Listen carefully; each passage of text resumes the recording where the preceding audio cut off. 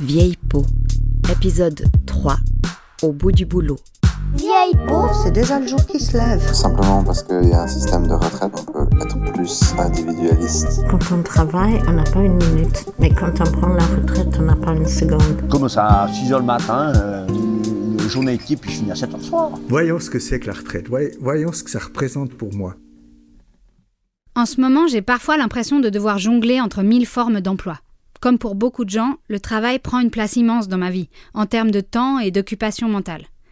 En plus de créer ce podcast, je mène des activités théâtrales, c'est-à-dire que j'écris des demandes de subventions, des dossiers de diffusion, des comptes rendus, je participe à des réunions de production, je suis collaboratrice artistique pour d'autres artistes, je donne des cours, je fais le suivi administratif d'une compagnie, j'assure la com de celle-ci, j'organise les tournées de spectacles préalablement créés. Et dans tout ça, j'essaie de faire du sport pour garder la forme, de ménager mon couple, ma vie sociale et de m'occuper de mon fils. Et dans toute cette agitation, s'il y a bien un mot que j'ai beaucoup entendu ces derniers temps à la radio et dans tous les médias, c'est celui-ci. Dominique Chauffet, la retraite, on y est peut-être déjà. Pour garantir l'avenir de nos retraites. Détricoter les systèmes de retraite. 2029, quand tous les baby-boomers seront à la retraite. Daniel Brella, l'ancien syndic de Lausanne, aujourd'hui à la retraite. Vous avez cotisé toute votre vie pour passer une retraite sereine. La retraite des femmes élevée à 65 ans. D'indexer l'âge de la retraite à l'espérance de vie. La retraite. La retraite, une retraite. L'âge de la retraite. Alors la retraite, a priori, c'est dans 30 ans pour moi. Mais en tant que femme et avec un travail irrégulier, il y a pas mal de messages qui me sont directement adressés quand on mitraille sur la retraite dans les médias. La plupart du temps, je m'arrange pour me dire que mais c'est bon, c'est dans hyper longtemps, ou alors de fuir le sujet en disant « Mais qui sait s'il y aura encore des retraites dans 30 ans de toute façon ?» Mais c'est aussi que dans le fond, je redoute ce que ça peut vouloir dire, d'arrêter un travail qui occupe une place centrale dans ma vie et qui fonde mon rapport au monde. Et puis d'être âgée sans thune. Parce que je me fais pas beaucoup d'illusions sur mon sort, vu mon métier, on m'a déjà promis une retraite misérable. Dans cet épisode de Vieille peau, j'ai donc été à la rencontre de plusieurs retraités pour comprendre ce qui se joue quand le taf s'arrête. Parce que si vieillir, c'est pas un processus linéaire, la retraite c'est quand même une jolie étape dans une existence. On va parler de la place du travail dans nos vies, de retraités dans notre société, de comment elles sont vues et comment ils se voient, et puis toujours de nos corps vieillissants.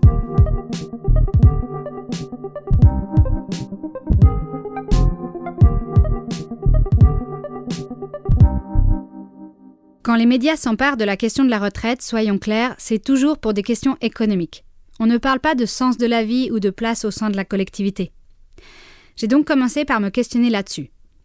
Je vis dans un pays, la Suisse, qui martèle le mot « prévoyance » à chaque occasion, en faisant planer le spectre de la précarité. Personnellement, j'avais aucune idée précise de ce que ça voulait dire pour moi. Et je serais bien restée dans le confort du déni parce que je comprends rien à ces histoires de cotisation et que ça m'angoisse à mort. Dès que j'essaye d'y voir plus clair, je frise la crise d'angoisse administrative. Oh non, au secours, pas le système des 3 piliers! Mais bon, là je me suis dit, pour Vieille peau, Charlotte, tu peux pas faire un épisode sur la retraite et fuir sans savoir de quoi tu parles pour toi. Alors j'ai commencé par appeler ma caisse de prévoyance, mais ils m'ont répondu qu'ils pouvaient pas me répondre comme ça, par téléphone, ni par mail, qu'ils devaient m'envoyer un courrier. Je me suis dit, ok, ça a l'air sérieux. C'est pas possible de m'envoyer un simple mail anodin. Il faut que ça soit une lettre officielle. Ça présageait rien de bon. Alors bon, j'ai patienté nerveusement, puis après 5 jours, 11h48, j'ai trouvé une lettre de Swiss Life dans ma boîte aux lettres. Ok, alors certificat de prévoyance, prestation... Attends, je comprends rien. Mais donc, attends, rente annuelle de vieillesse, ça veut dire que je dois diviser ça, 10 767 divisé par 12, 889 francs par mois. C'est déjà bien. 890 francs, en vérité, ça ne couvre même pas mon loyer. Bon, à cela s'ajoute le premier pilier et il y a des aides sociales complémentaires, d'après ce que j'ai compris. Mais j'arrive pas vraiment à traiter cette information et comprendre quelle sera la réalité de ma vie de retraité. Mais je ne vais pas vous mentir non plus, il faut toujours situer là d'où l'on parle. Moi, je viens d'une famille bourgeoise.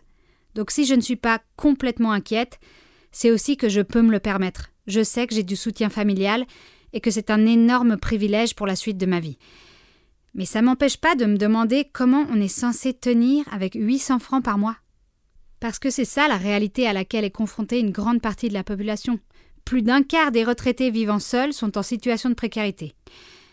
Et puis, en faisant quelques recherches, j'apprends aussi que cette histoire de retraite payée, elle date de 1947 en Suisse. C'est relativement récent en fait. Alors je me suis demandé si tous les pays avaient désormais un système de ce genre. J'ai pensé à mon meilleur pote qui vit actuellement en Thaïlande où il travaille comme psychomotricien et je lui ai demandé ce qu'il en était là-bas. Alors, il y a une retraite, mais c'est très très peu d'argent. C'est à peu près... c'est moins de 20 francs par mois. Donc, autant dire que ça sert à rien. Mais non, mais c'est très intéressant d'ailleurs parce que je pense que ça change beaucoup la vie. Il n'y a pas de retraite du coup. Donc, en fait, tu dois faire des enfants ou avoir une famille pour assurer ta retraite. Et beaucoup de mes potes... Thaï, ils ont la pression d'avoir suffisamment d'argent au moment où leurs parents vont prendre leur retraite pour pouvoir les entretenir. Et ouais, je pense que ça change vachement la vie parce que du coup, t'es vraiment obligé de prendre en considération ta famille, alors que nous, simplement parce qu'il y a un système de retraite, on peut être plus individualiste. Ouais, penser à nos propres finances sans avoir trop à se préoccuper de la survie de nos parents quand ils sont à la retraite. Mais alors qu'est-ce qui se passe si on n'a pas d'enfants de fait ou par choix ? Il m'a répondu que dans ce cas-là, tu vis avec ta famille élargie, tes cousins, tes cousines, neveux, etc. Mais que du coup, il y avait effectivement une grosse pression autour du fait d'enfanter. Au final, je me dis que c'est comme ça qu'on vivait, nous aussi, il n'y a pas longtemps. Et que la notion d'entraide s'est modifiée avec l'arrivée des droits sociaux. Mais on a certainement perdu un lien majeur avec les personnes âgées de notre société en laissant l'État prendre le relais. Mais d'ailleurs, je sais pas si je t'avais raconté, mais l'année passée, j'avais donné un cours d'orientation professionnelle et ça m'avait vachement marqué parce que les élèves ils disaient « Oui, mais c'est bien joli de choisir un métier qui nous plaît, mais en fait, nous, on doit réfléchir à choisir un métier qui fait qu'on gagnera assez d'argent quand nos parents prendront leur retraite. » Et ça change vachement ta perspective sur la vie quand même, hein. C'est sûr que la perspective n'est pas la même, oui.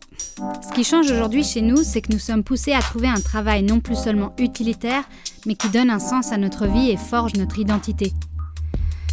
En bonne bobo que je suis partie faire mon marché en repensant à tout ça, et comme chaque mercredi, je me suis retrouvée au stand d'André Muller, un paysan qui a une exploitation laitière au Mont-sur-Lausanne. En le regardant, comme souvent depuis que je fais ce podcast, je me suis demandé quel âge il avait. Et puis je lui ai proposé d'aller boire un café juste à côté de son stand. Parler de retraite nous a amenés directement à parler argent et filiation. Il m'a expliqué que s'il ne prenait pas sa retraite, c'est parce qu'il ne pouvait pas transmettre sa ferme à ses enfants. Parce que là, ici maintenant, c'est comme si j'arrête, je passe de fortune commerciale à fortune privée.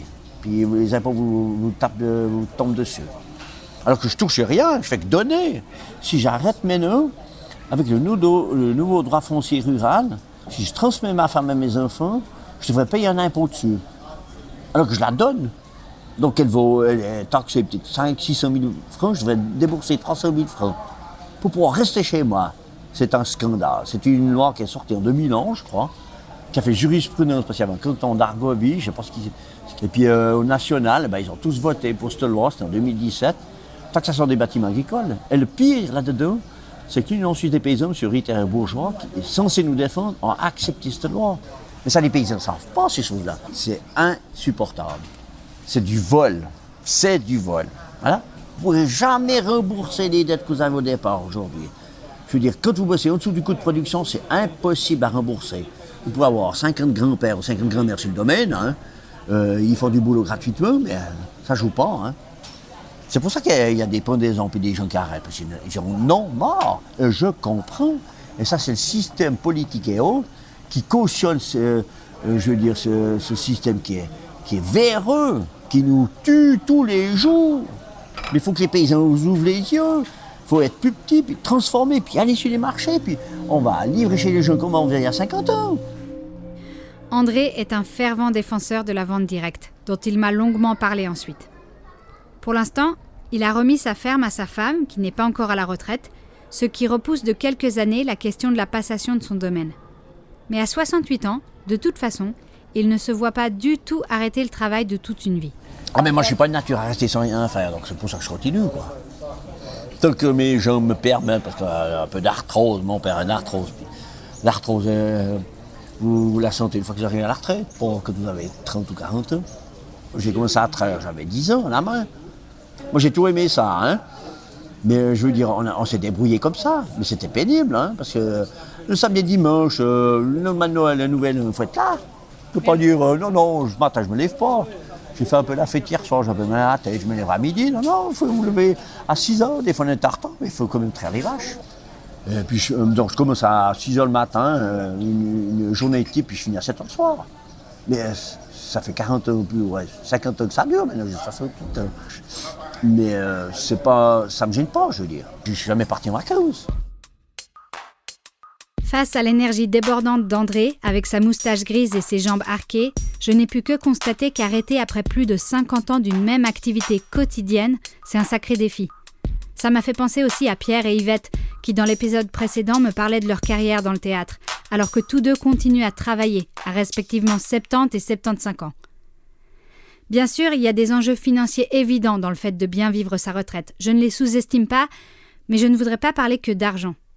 Ce qui s'esquisse comme question face à ces retraités qui poursuivent leur activité professionnelle, c'est aussi comment peut-on vivre, ou plutôt survivre, sans ce qui nous a occupés toute une vie durant ? Comment accepter un changement de paradigme total ? J'ai été en parler avec Laurent, le père d'un de mes anciens colocataires. Laurent est venu chez moi à vélo comme à son habitude. Il était médecin, mais à 70 ans, il a remis son cabinet et il est à la retraite depuis 2021.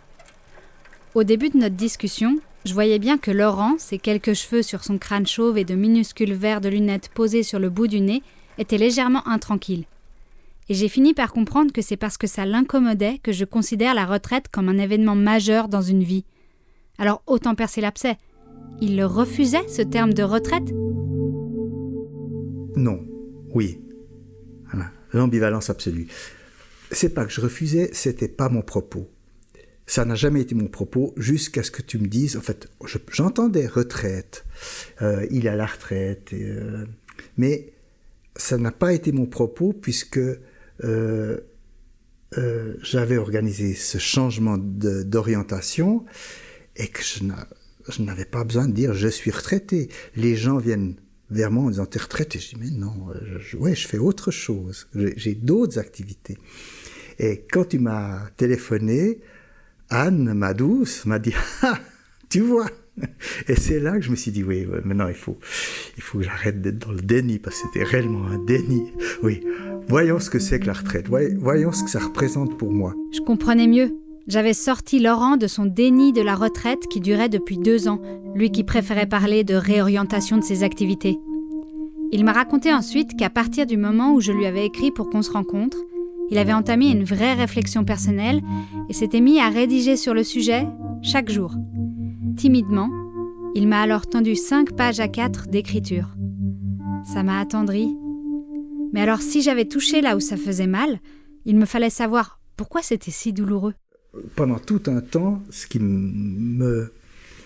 m'interpellait très probablement, ce que je me cachais, c'est ne pas vouloir favoriser la mise de côté et la catégorisation d'un groupe de personnes dans leurs activités, dans leurs horaires, dans des discussions que je suivais assez stéréotypées.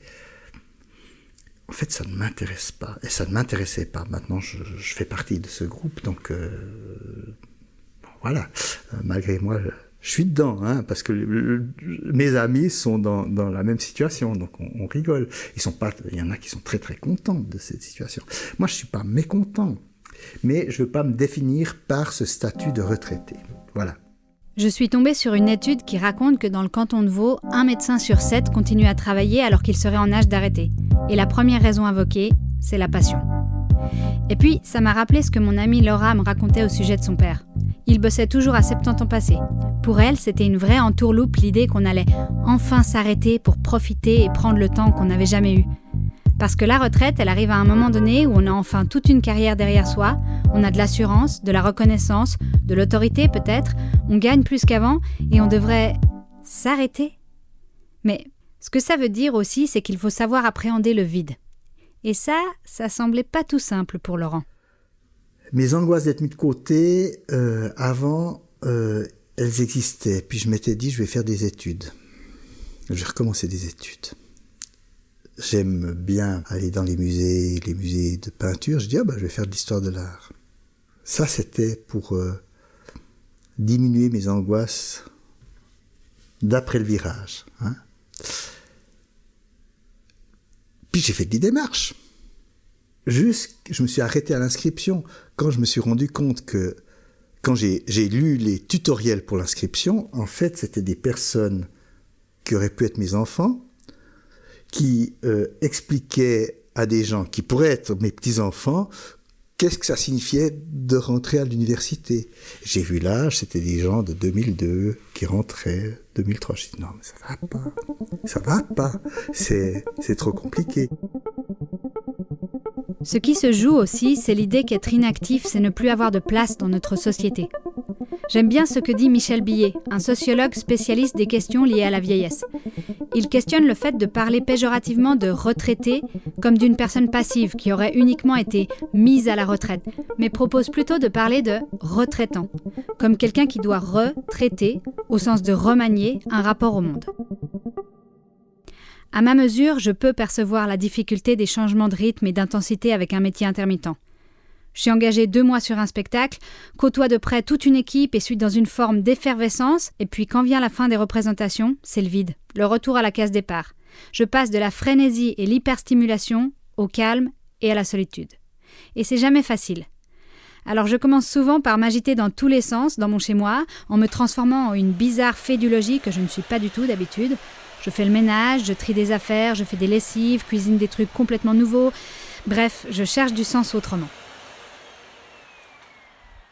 Ce rapport au rythme qui change, j'en ai beaucoup parlé avec Brigitte, une enseignante de 65 ans qui venait de prendre sa retraite au moment de notre rencontre. Les yeux pleins d'étoiles, elle m'a d'abord raconté sa fête de retraite, une surprise réunissant un monde de dingue, comme elle dit, famille, amis, collègues et élèves. Ouais, j'étais au centre et j'aime pas ça, mais j'ai pris ça vraiment comme un cadeau, quoi. Et c'était un tel cadeau, ouais, jusqu'au bout de la nuit, quoi. On a fini à 5-6 heures du matin ici, encore avec mon fils, une collègue et sa fille, à boire du champagne. Et tout le monde était là, il y avait de la musique et ouais, j'étais tellement touchée de tous ces messages, de tout, parce que c'est un vrai changement de vie. Pour moi, c'était plus important ça, par exemple, que le mariage. Mais c'est comme d'entrer dans ce métier, voilà, j'ai mon diplôme, il faut célébrer ce diplôme, et puis après, ce diplôme, il est plus d'actualité, il faut aussi célébrer le fait que ce soit plus d'actualité. Voilà, je me suis laissée vraiment complètement portée. Et ça a été comme ça jusqu'au matin. Et quand ma collègue et sa fille sont parties, j'ai regardé dehors, je me dis, mais oh, c'est déjà le jour qui se lève. Et je crois que j'ai trouvé ça génial, quoi.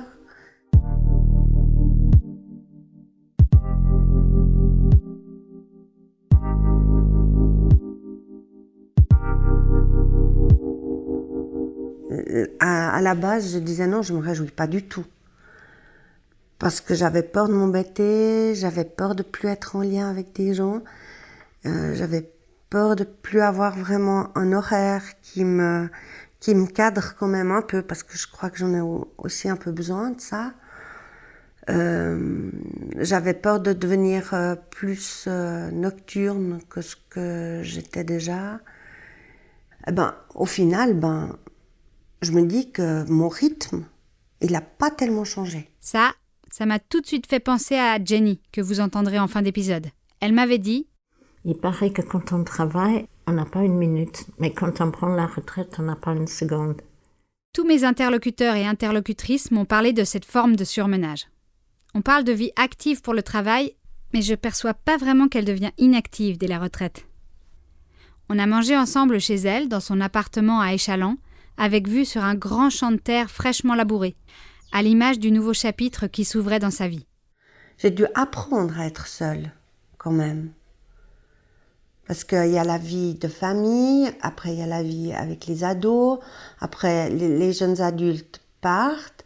Moi, pendant des années, je pense 2 ans, quand Benoît est parti, pendant 2 ans, je suis rentrée quand même de l'école tous les jours à la même heure pour faire à souper à quelqu'un qui n'était plus là. Et je me faisais pas forcément à souper, mais je me disais, n'arrivais pas à prolonger mon temps ou, je sais pas, avec une copine en train de boire un apéro ou à l'école en train de corriger en me disant, non, je disais, ah non, là j'ai plus le temps, il faut que j'y aille. Et il y avait cette pression-là. Ça a été plus vite pour me mettre à la retraite quand même.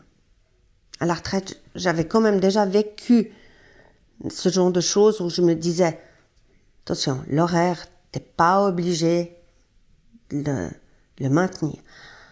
Alors, ça va mieux. Me dire que je suis pas obligée de faire certaines choses toujours que le matin. Mais ça, c'est aussi la vie familiale de quand j'étais toute petite. Toutes les choses, entre guillemets, les devoirs se faisaient le matin.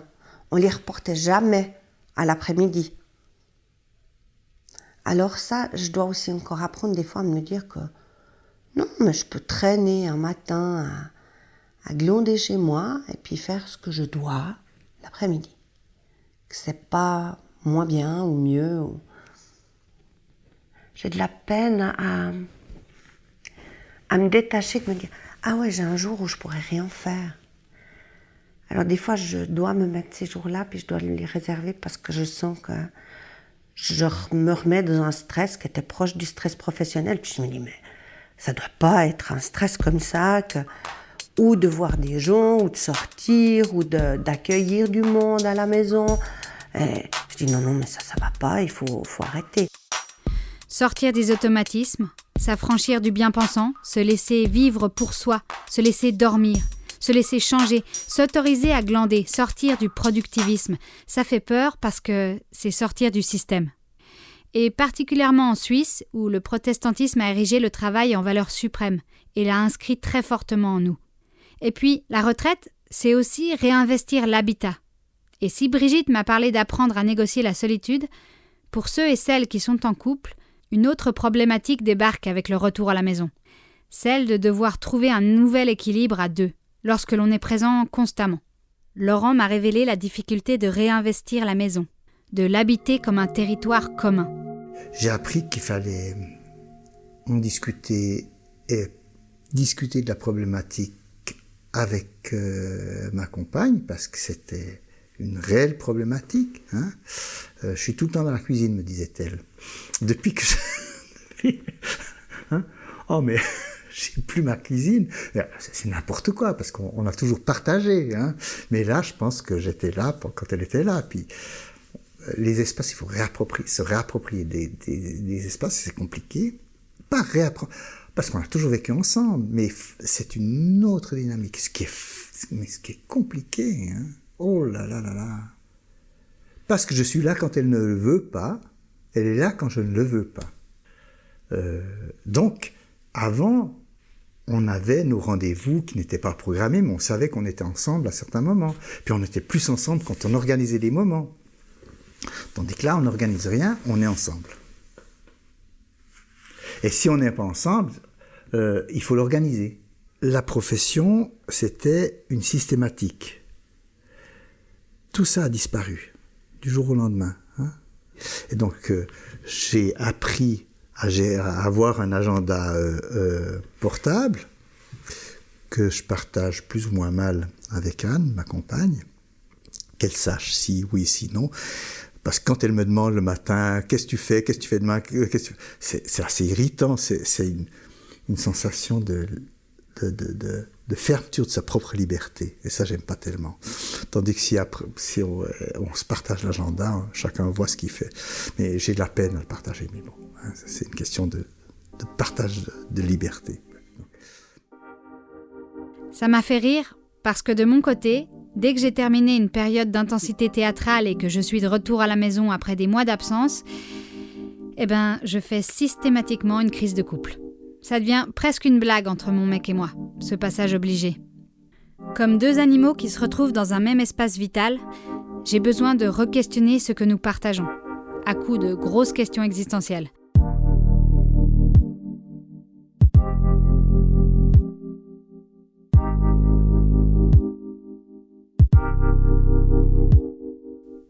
Et puis, l'un des défis dans le fait d'avoir du temps, si on accepte le vide, c'est aussi de pouvoir se questionner, s'écouter et ne plus pouvoir fuir par 1000 subterfuges.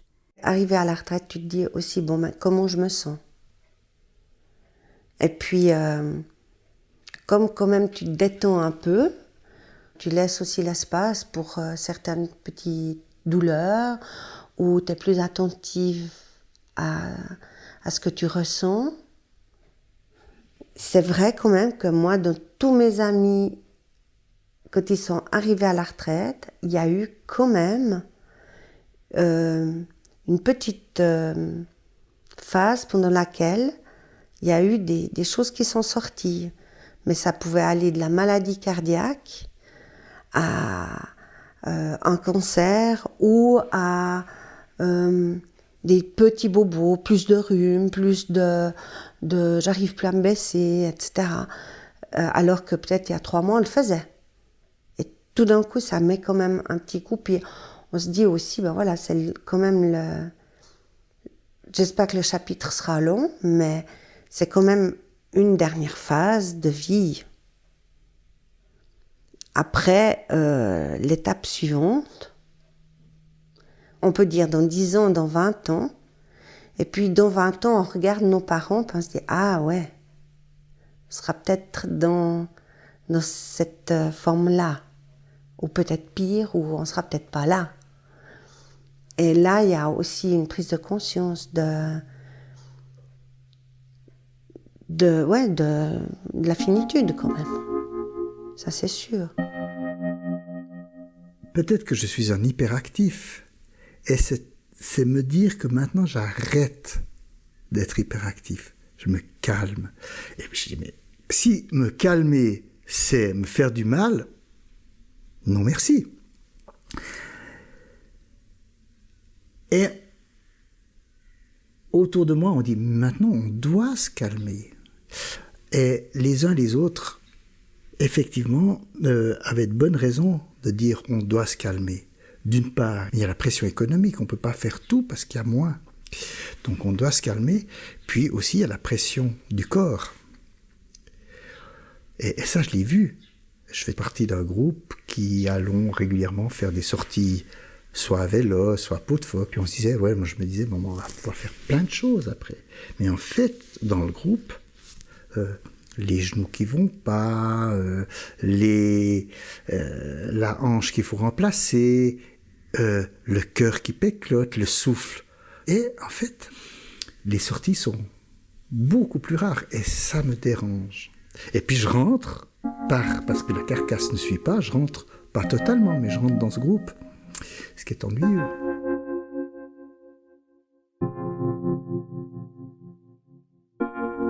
Sept mois après ma mise en retraite, j'ai fait un AVC. J'en revenais pas. De faire un AVC après 7 mois, je faisais du ski et puis autour de moi on me disait mais tu ne vas pas, ça va pas, regarde ta bouche. Pendant le ski, je tombais toujours, je disais c'est mon sac, c'est mes nouveaux équipements qui vont pas, qui sont trop lourds. Et je me suis fâché j'étais avec une personne qui disait mais non ça va pas. Puis il y a les secouristes qui étaient là parce qu'il y avait personne, qui ont dit oh mais... J'ai dit, vous ne me touchez pas, je suis médecin, je sais ce que je fais, je m'en vais. Puis je suis tombé, je suis reparti, je suis tombé. Puis je dis, oh mince. Effectivement, c'est un accident vasculaire cérébral. Je me dis, mais pourquoi je fais ça? Donc j'avais la conscience de dire que c'était vraiment grave. Puis je dis, j'espère pas que ça va progresser trop vite. Puis j'ai dit, mais il faut l'hélicoptère. Puis ils ont appelé l'hélicoptère. Puis quand l'hélicoptère arrivait, il va aller arriver. Je dis, non, c'est la filière AVC. Donc j'étais... Puis je suis allé assez rapidement, ça a été très très rapide. C'était très angoissant parce que je me disais ça risque de mal tourner. Puis c'était quand même un AVC assez important. Je me dis j'ai rien dans le cerveau aussi.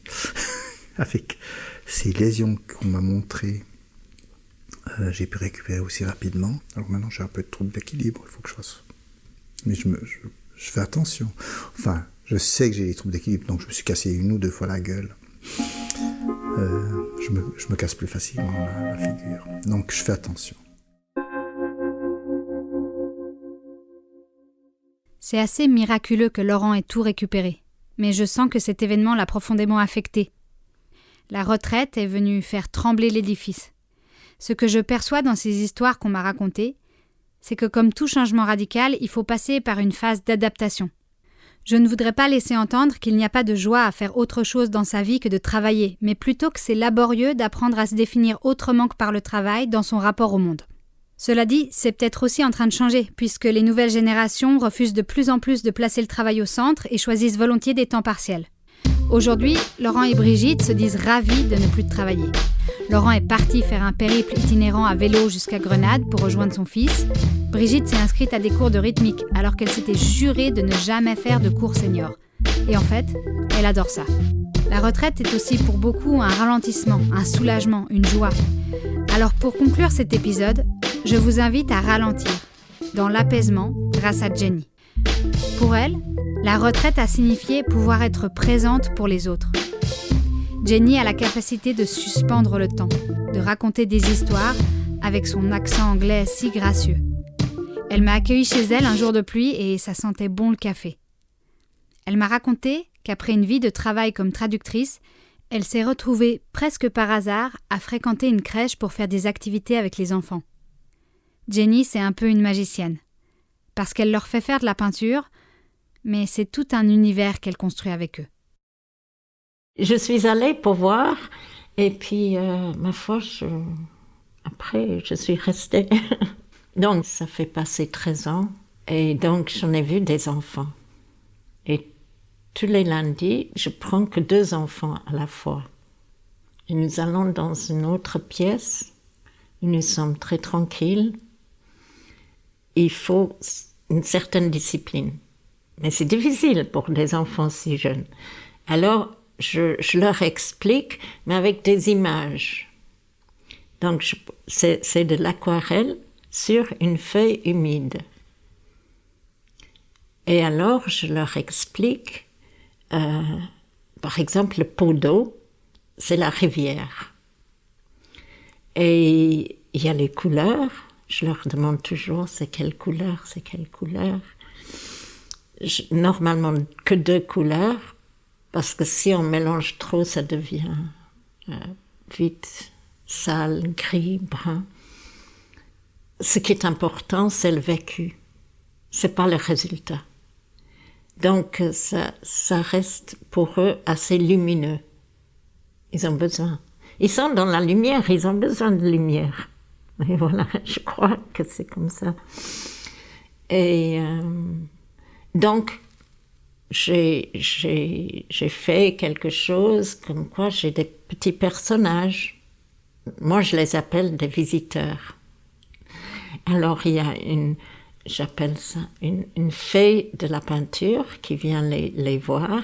Il y a un gnome, et puis il y a un petit lutin, et puis on met ça ici, et ça fait une petite famille, 2 barbus. Et puis j'explique, je leur montre comment il faut caresser le papier avec le pinceau. Et je leur explique ça, et puis ça fait une espèce de rituel. Et puis après, j'explique aussi comment je leur montre comment faire pour pas mélanger les couleurs dans les pots, mais dans la rivière. Et on a un tapis magique, c'est simplement du papier de ménage que je plie, et puis ça s'appelle le tapis magique. Après, c'est eux qui vont faire, qui vont peindre. Avec Jenny, chaque silence compte. Mais c'est aussi parce qu'après sa retraite, elle a également suivi une formation de conteuse qu'elle n'avait jamais pu suivre jusque-là. J'apprends beaucoup de choses, je pense, parce que ils ont beau être grands comme ça par rapport à moi ou comme ça, mais c'est des êtres à part entière. Ils sont sans arrière-pensée. Ça ne veut pas dire qu'ils ne puissent pas mentir ou quelque chose comme ça. Ça, c'est autre chose. Mais ils sont tellement dans le présent. Le jeu, c'est tellement important pour l'enfant. Bon, moi, j'ai vécu une année très difficile, j'avoue. Mais maintenant, je suis sortie de ça. Mais sinon, quand je vais à la crèche et je suis avec les enfants, je m'oublie. J'oublie si j'ai des soucis parce qu'ils sont dans ce présent et donc on se plonge dans ce présent avec eux. Et il n'y a pas longtemps, je me préparais à aller à la crèche et j'avais toujours un chignon. Je porte un chignon depuis que j'ai les cheveux longs. Et puis je descends mes cheveux et puis je lâche mes cheveux et puis je me dis « Ah tiens, ils sont assez beaux comme ça ». Alors je mets 2 barrettes et puis je me dis « il faut peut-être que je m'habille un peu plus aujourd'hui puisque je vais raconter des histoires ». Et voilà, je vais à la crèche et quand j'arrive, il y a tous les enfants assis et puis il y en a qui me disent « Oh, que tu es belle !» C'est étonnant parce que tu vois, les enfants, ils voient que si tu as 30 ans, tu es déjà vieux.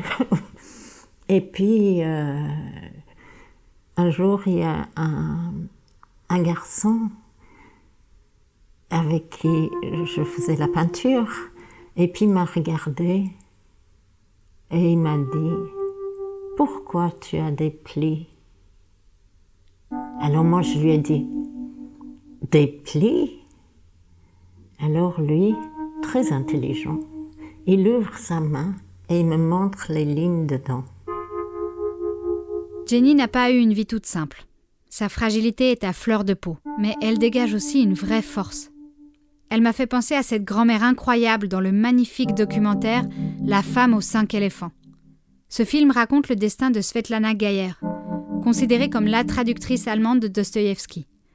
On y voit une femme courbée comme un T, mais une force de la nature, autonome, qui ne s'est jamais arrêtée de traduire à 80 ans passés. Alors je laisse Jenny me raconter encore des histoires et n'ai plus très envie de partir. Des moments les plus marquants que j'ai eus, une fois, mais assez longtemps, un garçon qui avait 4 ans.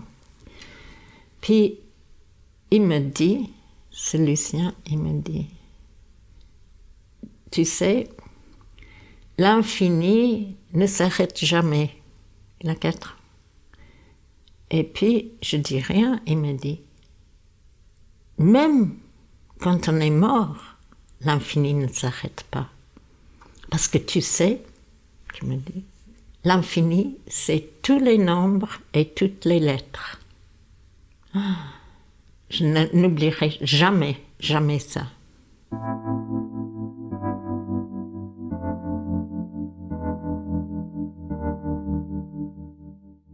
J'aimerais que nos vieilles peaux, nos peaux plissées, nous en prenions soin. C'est aussi grâce à cet immense travail invisible de nos aînés dans les associations, comme bénévoles, comme grands-parents, que notre société fonctionne. Et je me demande si c'est possible d'être à la retraite sans être en retrait. Je me suis mise alors à feuilleter les notes que Laurent m'avait remises. Et le 11 mars, il écrit « La retraite, constat de ce matin au plumard, 9h15. Avoir le temps de voir passer le temps. C'est quand l'âge de raison ? Je ne l'ai pas atteint cet âge. Je veux encore tout ce que je déconseille à mes petits-enfants. Courir en montagne, aller à Grenade en bicyclette, faire seul de la randonnée, ne pas changer mon pansement régulièrement après m'être cassé la gueule, rire des bons conseils médicaux, manger à toute heure, défier le temps et prendre du plaisir. » Dans le prochain épisode, on va continuer à explorer l'une des étapes qui jalonnent nos vies et qui modifient nos corps. J'ai découvert les enjeux d'une phase de l'existence des femmes dont j'ignorais absolument tout. On va donc aborder le vaste et passionnant sujet de la ménopause.